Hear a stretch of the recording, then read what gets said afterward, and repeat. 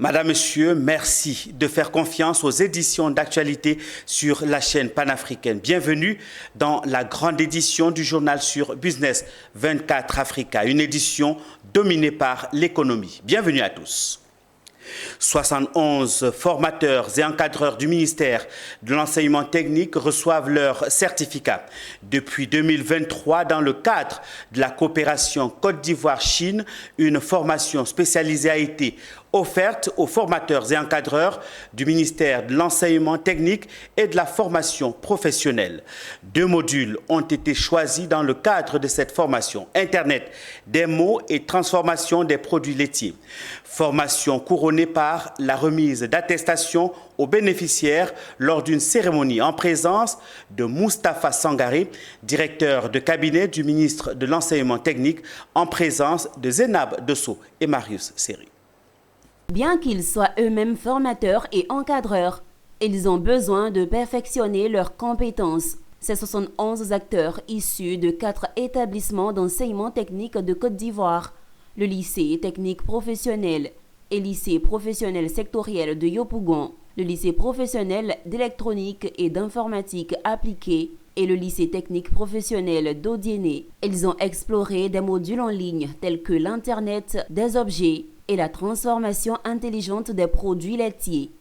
Et cette formation s'achève aujourd'hui par des certificats délivrés par l'association sino-nord-africaine pour l'innovation et l'éducation.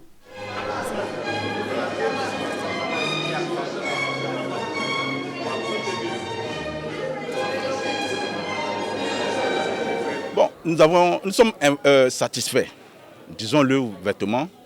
C'est une formation enrichissante. Nous avons beaucoup appris au travers de cette formation. On n'avait pas su, particulièrement, je ne savais pas que le lait en poudre avait été découvert pour la première fois en Chine. Ce sont les Chinois qui, les premiers, ont commencé à transformer le lait en poudre. La formation des encadreurs et formateurs est le fruit d'une collaboration entre le ministère de l'enseignement technique et de la formation professionnelle et l'association sino-nord-africaine pour l'innovation et l'éducation. Elle vise à renforcer la coopération scellée depuis entre la Côte d'Ivoire et la Chine. Avant de commencer, je vais dire merci à tout le monde. Merci au gouvernement ivoirien pour l'opportunité que le gouvernement donne.